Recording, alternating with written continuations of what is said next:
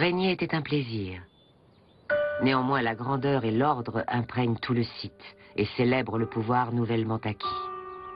Dans ce décor idéal, les Hohenzollern n'apparaissaient pas sous les traits de géants vaincus, mais s'inspirent de satyres lubriques.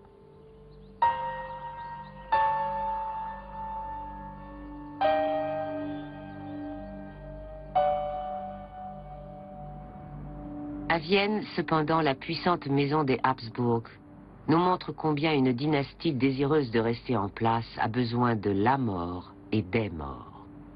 Jusqu'au XVIIe siècle, les défunts de la famille régnante sont dispersés dans différentes chapelles de Vienne et du palais de Hofburg. Puis l'impératrice Anne offre une église et une crypte aux Capucins. Elle décrète en outre que les Habsbourg seront désormais inhumés ici. En 1632, les travaux sont achevés et les premières têtes couronnées sont convoyées ici en grande pompe.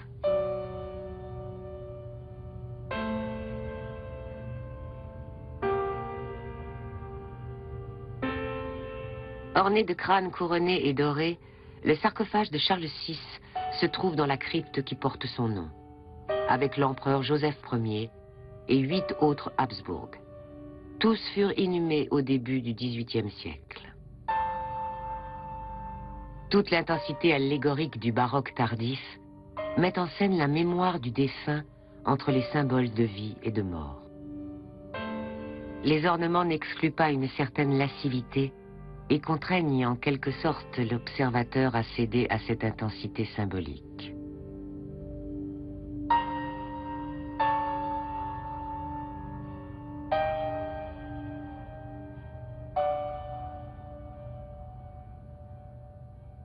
Les tombes sont très proches les unes des autres, souvent en désordre. On a l'impression qu'il y a quelqu'un qui les a bousculées pour faire de la place. Ça n'a pas la régularité des cimetières militaires de la Première Guerre.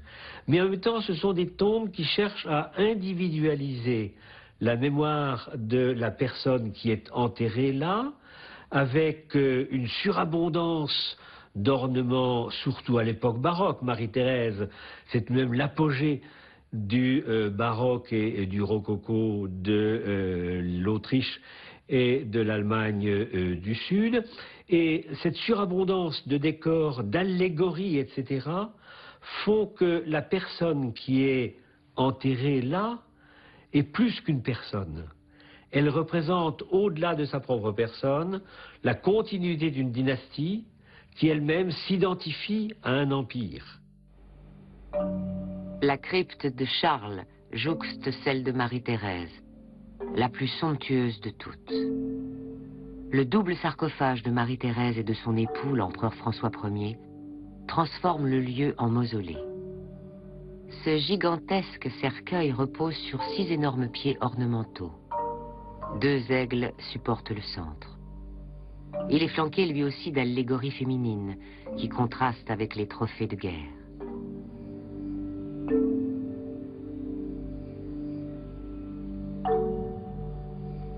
François Ier est représenté en armure d'empereur, face à sa femme.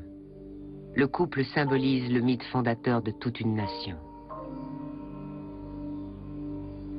Marie-Thérèse est en tenue de gala. Avec son époux, elle regarde vers l'éternité. Tous deux tiennent le sceptre.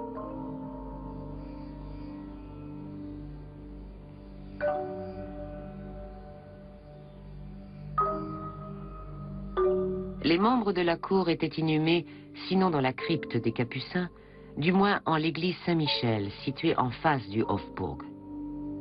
Comme dans les églises et les cathédrales du Moyen-Âge, le sous-sol de la nef abrite une nécropole, un ensemble de chambres funéraires, la crypte de Saint-Michel. Par un puits où l'on faisait passer les cercueils, les défunts étaient livrés aux enfers.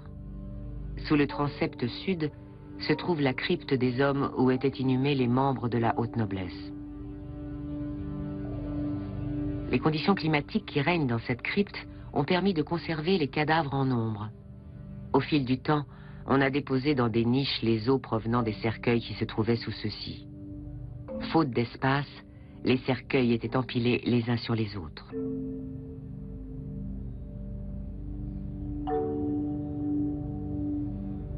Les os ont simplement été triés.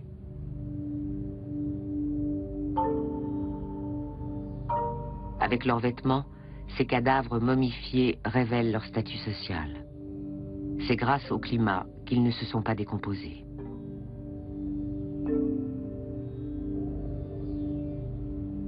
Des cercueils en bois, en bon état de conservation, ont été placés parallèlement au centre de la galerie et le long des murs. Au fil des siècles, la plupart des plaques qui donnaient le nom des morts ont disparu.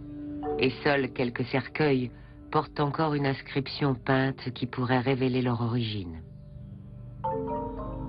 On ignore l'identité de la plupart de ces momies, mais elles sont les rares en Europe à avoir résisté à la dégradation physique.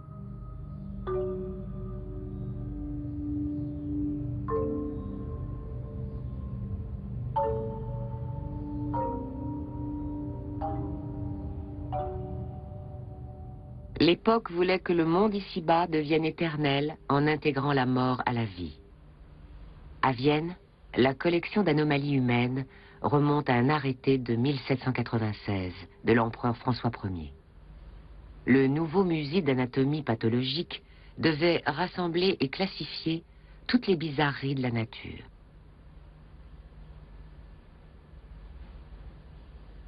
On soupçonne un certain voyeurisme, car l'époque était curieuse de tout. Mais l'intention était tout autre. Il s'agit d'une commémoration laïque, le signe d'un rapport nouveau à la vie, à la mort et au souvenir.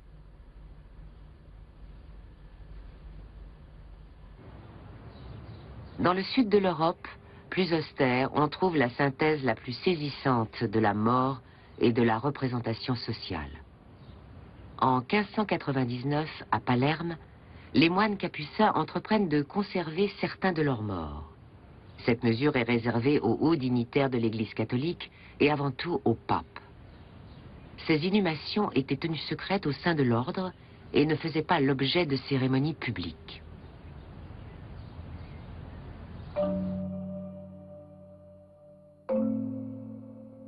La crypte des Capucins est constituée de grottes taillées grossièrement dans la roche volcanique.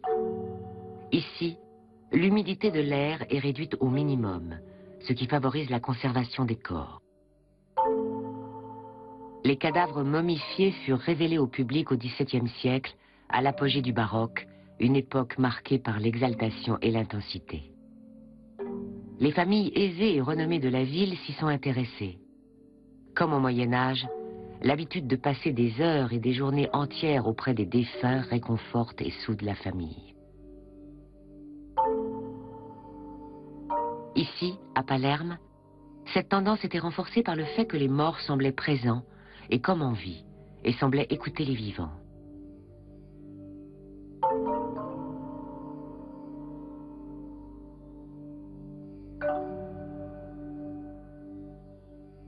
Les vêtements des défunts nous renseignent sur leur rang social. Ils ont une fonction représentative. Le cadavre conserve prestance et élégance. Au fil des siècles, une convention aurait peu à peu établi quels apparats se portent et lesquels ne se portent pas. Les capucins offraient aux défunts la compagnie de membres de leur classe. Les avocats avec les avocats, les médecins avec les médecins. Et les proches restaient auprès d'eux, des heures, voire des journées entières. Ils mangeaient, buvaient et s'entretenaient avec les morts tout en changeant leurs vêtements. Jusque-là, le cadavre était négligeable, suspect ou répugnant. Ce qui importait, c'était le souvenir et la représentation, pas le corps mort. Au contraire, ce dernier empêchait la spiritualisation et le détachement. Le baroque, lui, intègre la mort dans la vie afin que le monde terrestre et l'au-delà se touchent et s'imprègnent littéralement. On sait que ce type d'inhumation était onéreux. Dans la crypte des Capucins, les concessions devaient être renouvelées tous les ans par la famille, sans quoi les morts, si soigneusement préparés pour l'éternité, perdaient leur place et ne pouvaient plus jouir de la compagnie des vivants.